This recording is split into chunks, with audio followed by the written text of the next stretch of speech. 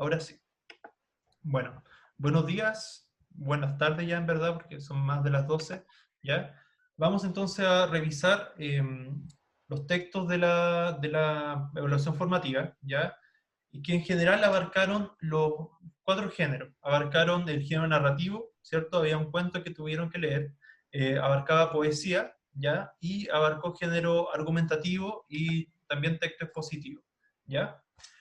Bien, ¿por qué incluimos también texto expositivo y argumentativo? Porque a ustedes ya les quedan pocos meses para la prueba de transición, ¿ya? Y ahí les van a entrar todo tipo de texto, ¿ya? Ustedes ya se manejan bien con el dramático, porque ya lo vimos en la unidad 0 bastante, ¿ya? Y nos queda profundizar más, yo creo, en el expositivo y argumentativo. Así que seguramente vamos a ver más de esos textos, ¿ya? ¿Por qué? Porque son los textos que a veces les cuesta un poco más. Bien, ¿cuál era el objetivo de esta unidad? Era que ustedes fueran capaces de producir textos orales de intención literaria y no literaria, o sea, textos que fueran narrativos, líricos o textos expositivos o argumentativos, ¿ya? Y también tiene que ver un poco con la lectura y análisis de estos textos. Ahí está el puntaje, la tabla de conversión para la prueba, cuando ya tengan su resultado, ¿ya? Porque era con revisión manual, entonces ahí después ya les va a llegar su resultado. Ujú. Y vamos a ir al texto. El primer texto era un cuento más bien una parábola, ¿cierto? La parábola del trueque, de Juan José Arriola. Pregunta para ustedes, ¿qué significa la palabra parábola? ¿Qué es una parábola? ¿Dónde la han escuchado? ¿Cuál es la función de una parábola? ¿Qué es una parábola? ¿Se acuerdan o no?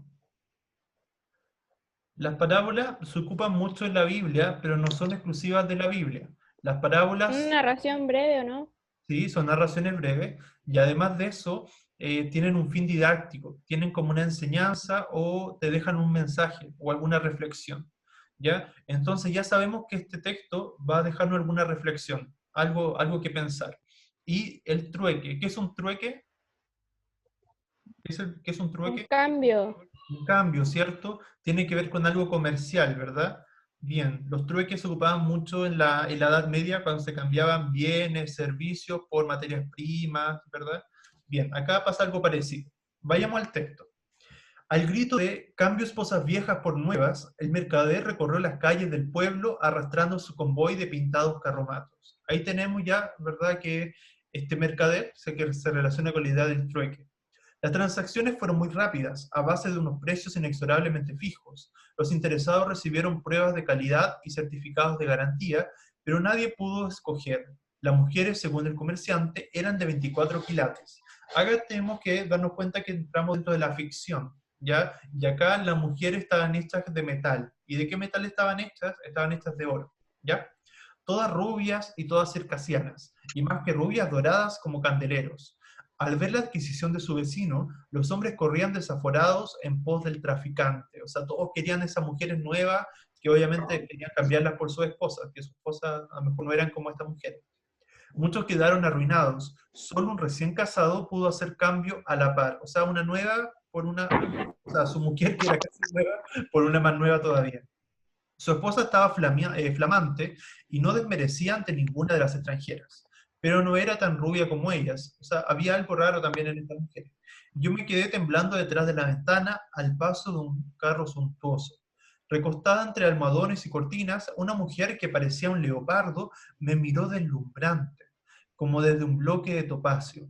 Presa de aquel contagioso frenesí, estuve a punto de estrellarme contra los vidrios, avergonzado me aparté de la ventana y volví el rostro para mirar a Sofía. Sofía era la mujer de este hombre que está contando la historia, ¿ya? Y en realidad, como vamos a ir viendo, él se va a quedar finalmente con Sofía y va a ser el único hombre que no va a querer cambiar a su mujer. Ella estaba tranquila, bordando sobre un nuevo mantel las iniciales de costumbre. Ajena al tumulto, ensartó la aguja con sus dedos seguros. Solo yo que la conozco podía advertir su tenue e imperceptible palidez. Al final de la calle, el mercader lanzó por último la turbadora proclama: cambio esposas viejas por nuevas, pero yo me quedé con los pies clavados en el suelo, cerrando los oídos a la oportunidad definitiva. Fuera, el pueblo respiraba una atmósfera de escándalo. Sofía y yo cenamos sin decir una palabra, incapaces de cualquier comentario. ¿Por qué no me cambiaste por otra?, me dijo al fin. O sea, además le reclama. ¿cierto? O sea, como diciéndole que era poco hombre, llevándose los platos. No pude contestarle y los dos caímos más hondo en el vacío. Nos acostamos temprano, pero no podíamos dormir. Separados y silenciosos, esa noche hicimos un papel de convidados de piedra, o sea que nos hablaron.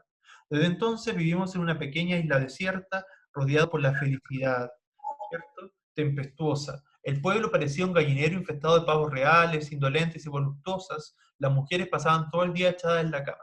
O sea, más encima ahora no eran como lo que esperaban los hombres, sino que en realidad eran bastante flojas, eran bastante perezosas. Las mujeres no hacían nada a estas mujeres. Surgía al atardecer resplandeciente a los rayos del sol como sedosas banderas amarillas. O sea, lo único que las caracterizaba era que eran bonitas, jóvenes y rubias. ¿Ya? Ni un momento se separaban de ella los maridos complacientes y sumisos, y además los maridos le hacían caso en todo. Obstinados en la miel, descuidaban su trabajo sin pensar en el día de mañana.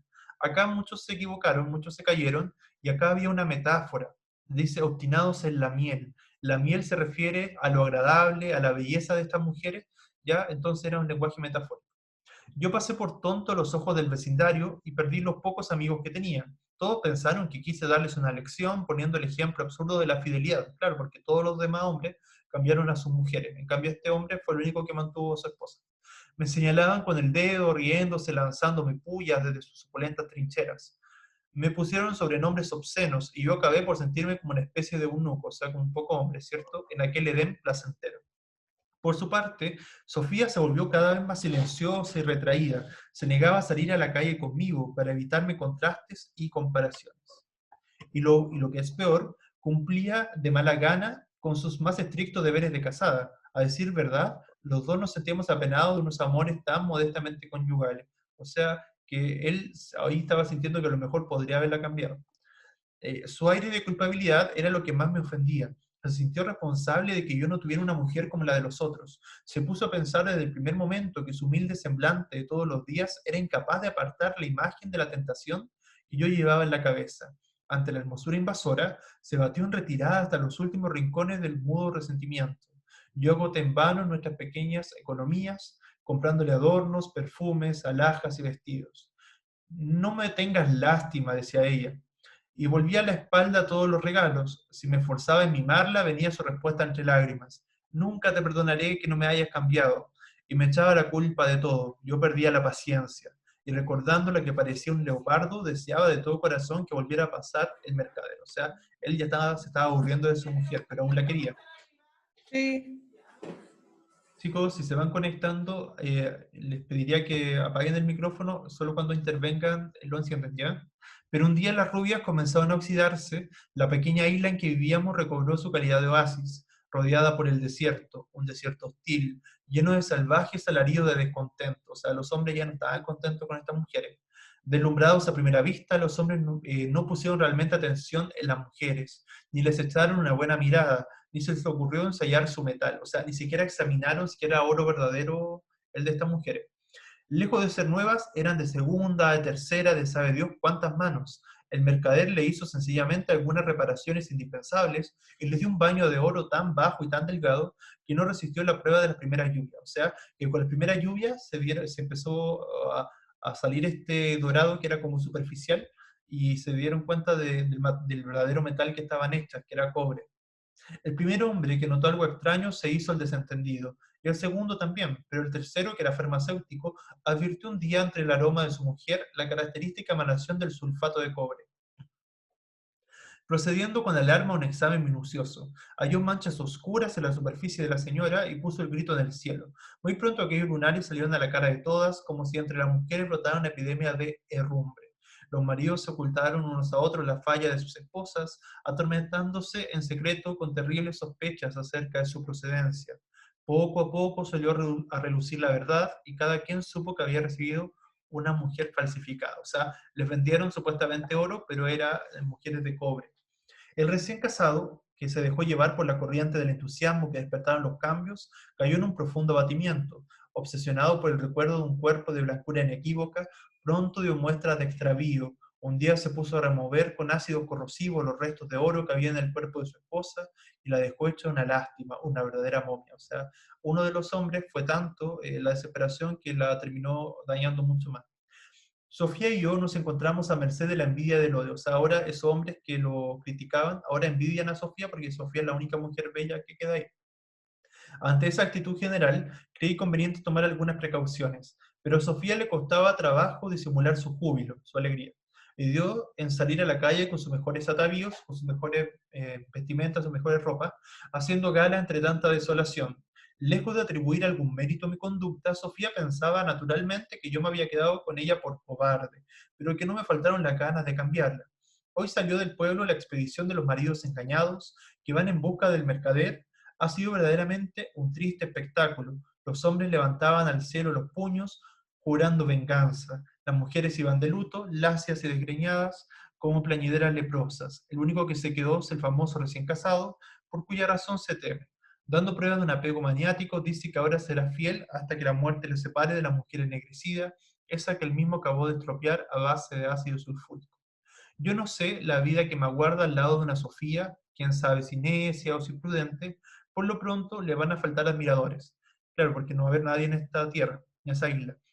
Ahora estamos en una isla verdadera, rodeada de soledad por todas partes. Antes de irse, los maridos declararon que buscarán hasta el infierno los rastros del estafador, y realmente todos ponían al decirlo una cara de condenados. Sofía no es tan morena como parece, a la luz de la lámpara su rostro dormido se va llenando de reflejos, como si del sueño le salieran leves, dorados pensamientos de orgullo. ¿Qué le pareció ese cuento? ¿Le gustó? ¿No le gustó? ¿Se esperaban el final? ¿Qué les pareció? ¿Qué les pareció esta historia? Igual era, tenía muchas características como más fantásticas, más maravillosas, ¿cierto? Pero como les decía, era una parábola porque les dejaba esta reflexión, o sea, o más bien, díganme ustedes, ¿qué reflexión les deja esta parábola o este cuento? ¿Les dejó alguna reflexión o no les dejó ninguna reflexión? Por ejemplo, alguno podría decir, el hecho de que, claro, o sea, es mejor quedarse con lo conocido, a buscar algo nuevo, también podría ser una de las, o a veces, por ejemplo, como más una reflexión más para estos hombres que siempre están en busca de otras mujeres, que es más literal, es mejor quedarse con, o sea, no es que sea mejor, sino que sobre la idea de la fidelidad también, sobre el verdadero amor, entre otras cosas, ¿ya? Pero ahí uno puede hacer varias interpretaciones. La primera pregunta que aparecía era sobre el personaje del mercader. El mercader, ¿era un personaje principal, secundario, episódico, dinámico o de relieve? ¿Qué piensan ustedes? Chicos, ¿están ahí? Era episódico, porque aparecía solamente una o dos veces. ¿Ya? Después que habíamos comentado, ¿cierto? Pero un día las rubias comenzaron a oxidarse, la pequeña isla en que vivíamos recobró su calidad de oasis, rodeado por el desierto, un desierto hostil, lleno de salvajes alaridos de descontento. Ahí tenemos, ¿cierto?, que en realidad habían dos opciones, ¿ya? Pero ustedes con que marcaran una, porque por el sistema se podía marcar una solamente, parece, ya quedaba correcta automáticamente. Las opciones más adecuadas eran el tiempo comenzó a pasar y las mujeres fueron perdiendo su belleza, ¿cierto? ¿Ya? ¿Por qué? Porque en realidad, claro, ellas nunca fueron, no eran de oro, sino que eran de cobre, entonces fueron perdiendo su belleza que se fue corroyendo. Y la vida en el hogar del hombre pasó nuevamente a un lugar de tranquilidad del exterior. O sea, finalmente todo se volvió a la normalidad, a la tranquilidad. Acá se quedaron muchos en el tópico literario, ¿ya? ¿Se acuerdan de los tópicos, cierto? Los tópicos literarios. ¿Se acuerdan del Carpe Diem? Aunque disfruta la vida, ¿no? Exacto, el Carpe Diem, aprovechar la vida, ¿ya? Pero en este caso no era el tópico para el texto. El Vita Flumen, que es la vida como un río, tampoco era el tópico más adecuado. El Locus Amoenus era un distractor. Locus Amoenus es como un lugar ameno, agradable, paradisiaco.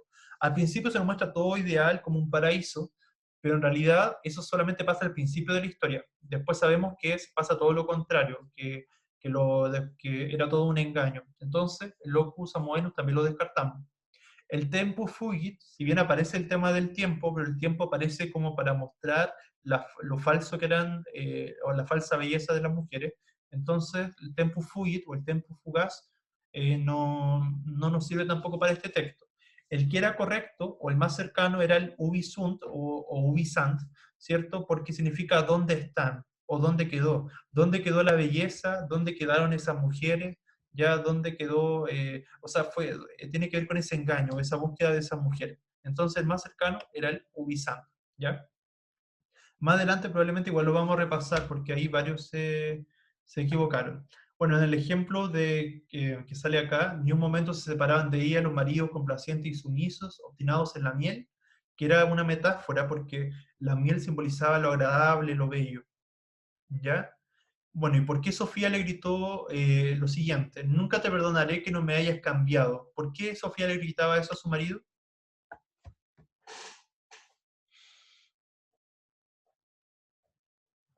Era ¿por qué eso estaba literal en el texto? ¿Por qué Sofía le grita a su marido que nunca le iba a perdonar, que no la haya cambiado? Por lástima. Por lástima, exacto, por lástima, ¿verdad? Porque ella pensaba, o sea, no es que el marido sintiera lástima, pero eso era lo que pensaba Sofía, ¿cierto? Que como era el único que no la cambió, eh, creyó que era lástima. Bien, ¿alguna duda del cuento? ¿Hasta ahí? ¿Alguna duda? En caso que no hubieran dudas, vamos a pasar a la noticia. Sugerencia para ustedes. eh, por ejemplo, todo lo que son lo que era la PSU y lo que es ahora la prueba de transición, siempre aparecen noticias o van a aparecer noticias, ¿ya? Entonces sería bueno que ustedes de vez en cuando, no todos los días necesariamente, pero un par de veces al mes, leyeran alguna noticia de algún diario, la última noticia, la tercera, el Mercurio, el CNN, porque están mejor estructurados, ¿ya? Ya sea porque lo pueden leer en internet, porque muchos diarios tienen páginas de internet, ¿ya? Y sería bueno porque así se van a ir acostumbrando a leer noticias, ¿ya? Busquen noticias que a lo mejor les gusten a ustedes, les llamen la atención, ¿ya? Para que así vayan practicando eso. Bien, la noticia que vamos a leer ahora tiene que ver con el tema de la realidad latinoamericana, ¿ya? En esta unidad y a lo largo de este año se trabaja mucho lo que tiene que ver con Latinoamérica, en cuarto medio, ¿ya? Por eso muchos textos vamos a hablar de esta realidad. ¿Ya? Es un texto bien actual, es una noticia que salió el 8 de junio de este año, hace muy poco, ¿ya? Racismo, el epígrafe, ¿cierto? Esta es la situación de las personas negras en América Latina, ¿ya? Por CNN en español. En el mundo entero protestan por la muerte de George Floyd bajo custodia policial en Estados Unidos, que revivó el debate sobre las desigualdades estructurales entre personas blancas y negras en el país. Ustedes yo creo que han escuchado, ¿verdad? Porque salió bastante la noticia la semana pasada, que Estados Unidos, ¿verdad? Había mucho conflicto entre las personas, sobre todo de raza negra o afrodescendientes, que estaban reclamando por sus derechos, que no tenían las mismas oportunidades que los blancos, e inclusive estaban llegando, ¿cierto?, a la Casa Blanca, ¿ya? Está hablando de esa situación. Las cifras indican que América Latina no está libre de la discriminación que se vuelve tan visible en el vecino norte, en el vecino del norte. O sea, que en realidad, así como pasó en Estados Unidos, acá en Latinoamérica todavía persisten mucho más esas desigualdades. En América Latina, aproximadamente el 24% de la población era negra en 2015, según los datos, lo que equivale a unos 133 millones de personas, de acuerdo a los datos de censo de 16 países. En otras palabras, una de cada 4 personas se identificaba como afrodescendiente, según la categoría del informe Afrodescendiente en Latinoamérica hacia un marco de inclusión. Después nos habla de la distribución de la población y destacan Brasil con el 91% y junto a Venezuela de población afrodescendiente, y Brasil con la mayor cantidad de afrodescendientes, 105 millones, y Venezuela con 17 millones. Respecto a la pobreza, uno de los factores comunes de los afrodescendientes es la pobreza. El Banco Mundial afirma en su informe de 2018 que las personas negras son la minoría excluida más grande de la región. Pregunta para ustedes, ¿qué entienden por esa frase? Que son los afrodescendientes son la minoría excluida más grande de la región. ¿Qué piensan de esa frase? ¿Cómo la interpretan? Había una pregunta sobre eso. ¿Cómo interpretan eso? Se refiere, a ver, minoría no tiene que ver por la cantidad, sino se habla de, por ejemplo, las minorías son la minoría étnica, las minorías sexuales, las minorías, por ejemplo, los mismos afrodescendientes, que también caen dentro de la categoría étnica, minorías también son las personas con discapacidad. ¿Por qué? Porque muchas veces como que no se les respetan sus derechos o, no tienen o pareciera que no tienen los mismos derechos que otro tipo de personas. Entonces, por eso se habla de pueblos minorizados o de grupos minorizados, ¿ya? Y excluida porque obviamente no han sido como relegadas, ¿ya? Y más grande en la región porque si bien han sido minorizados, ¿ya? Ellos son un gran porcentaje de la población, entonces en cuanto a cantidad de población son muy grandes, a eso se refería. Y eso destaca el organismo, atraviesa países con características muy distintas. En Brasil, por ejemplo, tienen 2 veces más probabilidades de ser pobres que los blancos, y en el caso de Uruguay tiene menor porcentaje. ¿Por qué será? Porque en Uruguay la calidad de vida tiene un estándar más alto y es mucho más igualitario, ¿ya? Es mayor equidad. La obtención de datos sobre los afrodescendientes es uno de los grandes desafíos a la hora de estudiar qué está sucediendo en la región, ya porque son una gran cantidad de personas. Durante décadas, en los censos de muchos países no se distinguió los afrodescendientes.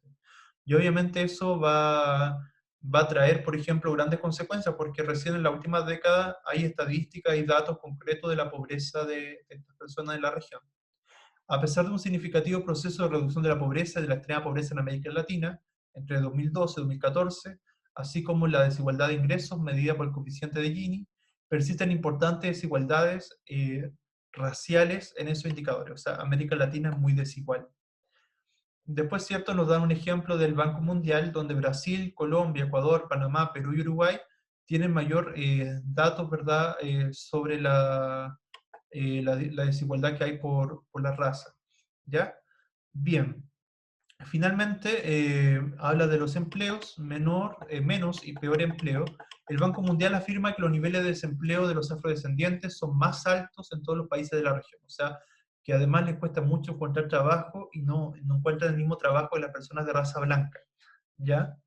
Después también nos dice que el problema de la invisibilización, que además no se muestran muchas veces estos problemas que se viven, ¿ya?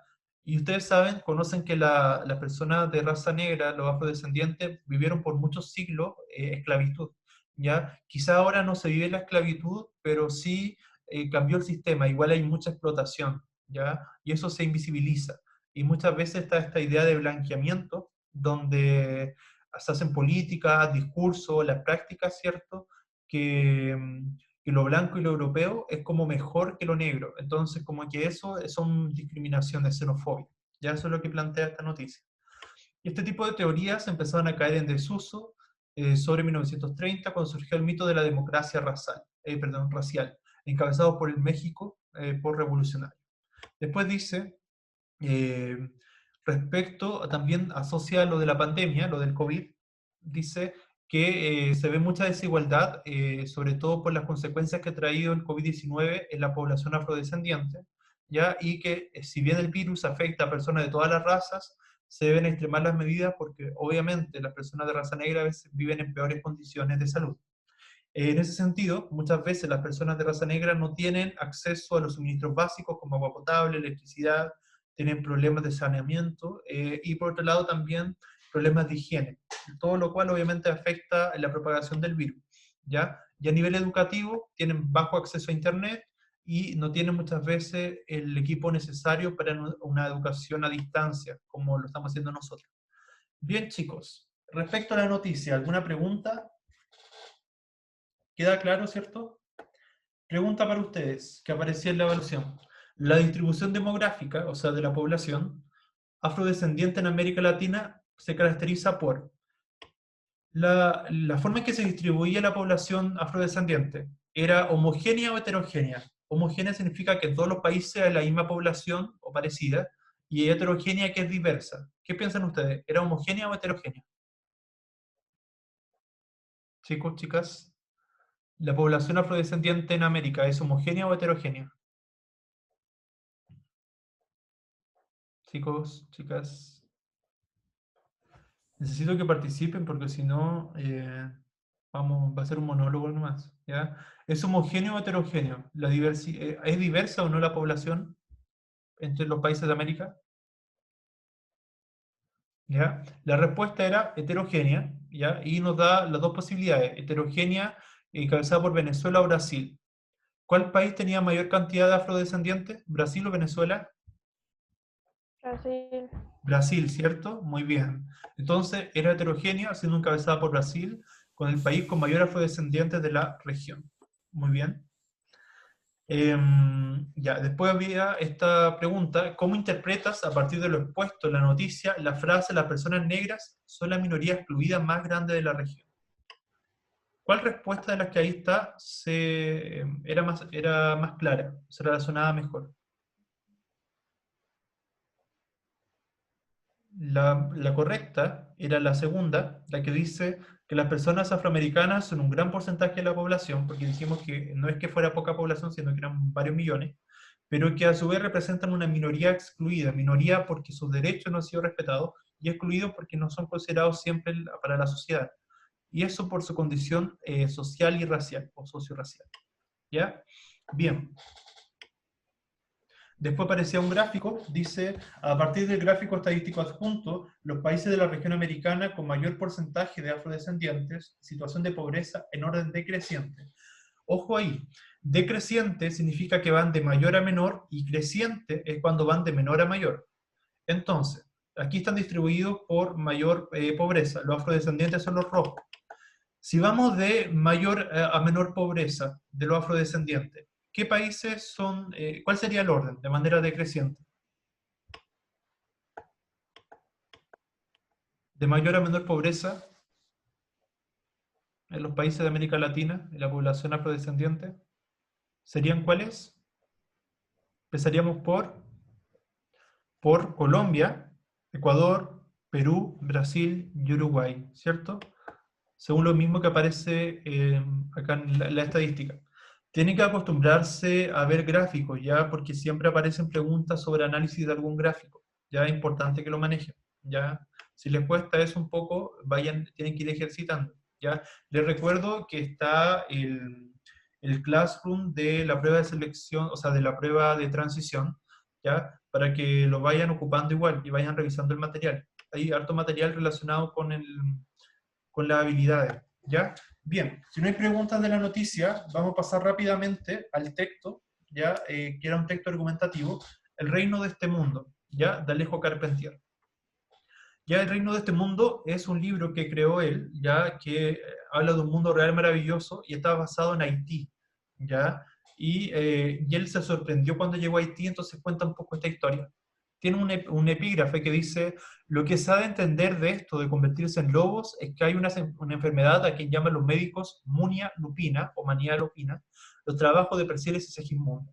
¿Por qué cita esto? Para él dar cuenta de que en esta realidad americana existe lo real maravilloso. Dice así: a fines del año 1943 tuve la suerte de poder visitar el reino de Henry Christophe, las ruinas tan poéticas de Sanssouci, la mole imponentemente intacta, a pesar de rayos y terremotos, de la ciudadela La Ferrière, y de conocer la todavía normanda ciudad del Cabo, el capitán François de la antigua colonia, donde una calle de larguísimos balcones conduce al palacio de cantería habitado antaño por Paulina Bonaparte.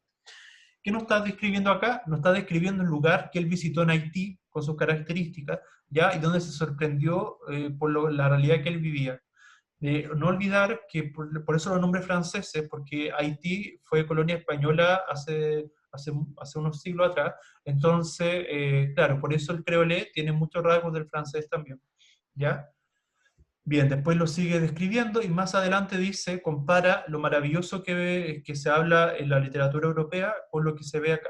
Lo maravilloso buscado a través de los viejos clichés de la selva brocelianda, de los caballeros de la mesa redonda, del encantador Merlín y del ciclo de Arturo. Ahí está haciendo referencia a los mitos del rey Arturo y del mago Merlín, ¿cierto? El caballero de la mesa redonda. Y yo creo que han escuchado más de alguna vez que esos son como mitos, por así decirlo, pero son mitos maravillosos, ¿ya? Después sigue: pobreza imaginativa, decía Unamuno, es aprenderse códigos de memoria, y hoy existen códigos de lo fantástico. ¿Qué está criticando ahí? Está criticando que los escritores siguen como ciertas reglas para que algo sea como maravilloso, fantástico, y que no es la idea, porque acá en América Latina surge de manera más espontánea. Pero es que muchos se olvidan, con disfrazarse de magos a poco costo, que lo maravilloso comienza a serlo de manera inequívoca cuando surge de una alteración de la realidad, el milagro de una revelación privilegiada de la realidad, de una iluminación inhabitual o singularmente favorecedora de las inadvertidas riquezas de la realidad. ¿Qué está diciendo ahí? Más bien lo que dice es que la realidad, o más bien lo maravilloso, lo fantástico, surge de algo inesperado, de algo poco común, que escapa a la realidad. ¿Ya? Para empezar, la sensación de lo maravilloso presupone una fe. Los que no creen en santos no pueden curarse con milagros de santos, y los que no son Quijote no pueden meterse en el cuerpo y alma y bienes en el mundo de Amadís de Gaula. Ahí lo que dice en verdad es que ustedes al leer, por ejemplo, para entrar en el mundo de la fantasía, tienen que comprender que lo que leen es ficción, que es el primer paso. ¿Ya? Después dice, más adelante, de ahí que lo maravilloso invocado en el descreimiento, como dicen los surrealistas, ¿cierto? Es una literatura onírica arreglada, o sea que no es maravilloso en realidad. Y después lo reafirma hablando nuevamente de lo que él vio en Haití. Esto se me hizo particularmente evidente durante mi permanencia en Haití, al hallarme en contacto cotidiano con algo que podríamos llamar lo real maravilloso. Alejo Carpentier, antes que García Márquez, antes que Isabel Allende, antes que Vargas Llosa, él instaura este concepto de lo real maravilloso. Él fue el creador de ese concepto, del tipo de mundo real maravilloso. Pisaba yo una tierra donde millares de hombres ansiosos de libertad creyeron en los poderes licantrópicos de Macandal. Macandal fue como el comandante ya de estas tribus que hizo, es cierto, se le asociaban que era capaz de convertirse en un hombre lobo, ¿cierto? Y que él lideró esta guerra para que Haití ya no fuera más colonia francesa, ya se liberara la independencia.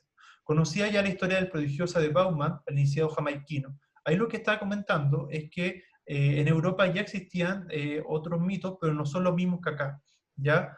Acá, en cambio, sí se creó, por ejemplo, se crearon muchas leyendas, muchos cantos en relación a Macandal. ¿Ya? Pero pensaba además que esa presencia y vigencia de lo real maravilloso no era privilegio único de Haití, sino patrimonio de la América entera, donde todavía no se ha terminado de establecer, por ejemplo, un recuento de cosmogonía.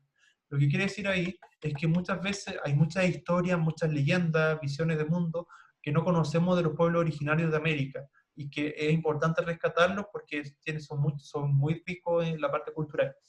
Lo real maravilloso se encuentra a cada paso de las vidas de hombres que inscribieron fechas en la historia del continente y dejaron apellidos aún llevados. Lo que dice ahora va a hablar de los mitos que son como más conocidos de acá de América Latina y que son maravillosos. Desde los buscadores de la fuente de la eterna juventud, de la áurea ciudad de Manoa, hasta ciertos rebeldes de la primera hora o ciertos héroes modernos de nuestras guerras, ¿cierto? Así también más adelante habla de esta... Echaste caleta de azúcar. Chicos, tienen que silenciar el micrófono si no se interrumpe la clase, por favor. ¿Ya? Después dice, da un ejemplo, ¿ya? Que la literatura maravillosa, ¿verdad? En América, donde se ha escrito nada semejante, como lo que sucedió acá, el caso de Macandal, en ese caso se habla más bien de lo poético que resultaba ese relato, y a la vez que todo lo fantástico por los mitos que se crearon, por los himnos también y las ceremonias vudú que hacían los haitianos, que se hacían en honor a ese héroe. Y por último el texto cierra con esta reflexión. Es menester advertir que el relato que va a leerse ha sido establecido sobre una documentación extremadamente rigurosa, que no solamente respeta la verdad histórica de los acontecimientos, los nombres de los personajes, incluso secundarios, de lugares y hasta de calles. A lo que se refiere que lo real maravilloso, como va a escribe él ahora, es una mezcla entre la realidad y la ficción, ¿ya?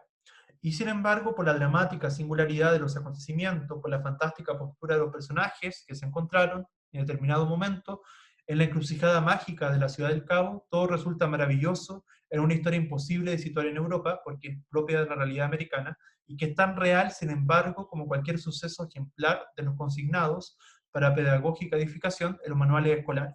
Y nos deja una pregunta abierta, ¿pero qué es la historia de América toda sin una crónica de lo real maravilloso? O sea, que en América está la riqueza, ¿verdad?, de la leyenda, de los mitos, que hay que aprovechar.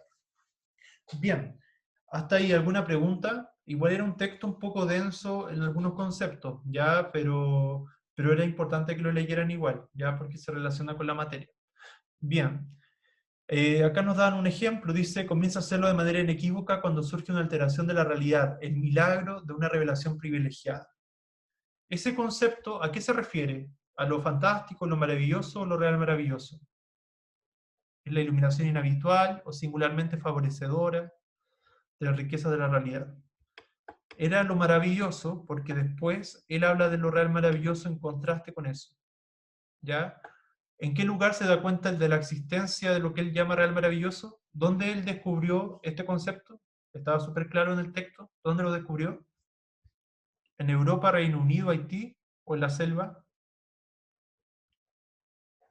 Lo descubrió en Haití. ¿Ya? Bien, bien chicos. Y llegando al final, vamos a ir al poema. ¿Ya? El poema era Historia de vampiros de Mario Benedetti, ¿ya? Que era un poema bastante poco común, ya donde aparece un vampiro que comienza, en vez de beber sangre, comienza a beber agua, ¿ya? Y entonces esto como que produce como que un enojo muy grande en los otros vampiros. Dice, era un vampiro que sorbía agua, por las noches y por las madrugadas, al mediodía y en la cena. Era abstemio de sangre y por eso el bochorno de los otros vampiros y de las vampiresas. O sea, obviamente lo miraban raro porque un vampiro que no beba sangre, es bien extraño, ¿cierto? Después dice, contra viento y marea se propuso fundar una bandada de vampiros anónimos, hizo campaña bajo la menguante, bajo la llena y la creciente. Sus modestas pancartas proclamaban, vampiros beban agua, la sangre trae cáncer. ¿Verdad? Está haciendo una crítica como protesta social. Es claro, los quirópteros, los que beben sangre, reunidos en su ágora de sombras, opinaron que eso era inaudito. Aquel loco, aquel alucinado, podían convencer a los vampiros flojos, esos que le llevaban boldo tras la sangre. De modo que una noche, con nubes de tormenta, 5 vampiros fuertes, sedientos de matíes, plaquetas, leucocitos, rodearon al chiflado, al insurrecto, y acabaron con él y su imprudencia. O sea, mataron, ¿cierto?, a este vampiro. Cuando por fin la luna pudo asomarse, vio allá abajo el pobre cuerpo del vampiro anónimo con 5 heridas que emanaban formando un gran charco de agua, en vez de sangre, porque somos lo que comemos, ¿verdad? Lo que no pudo ver la luna fue que los 5 ejecutores se refugiaban en un árbol y a su pesar reconocían que aquello no sabía mal. Claro, pero ya lo habían matado. Desde esa noche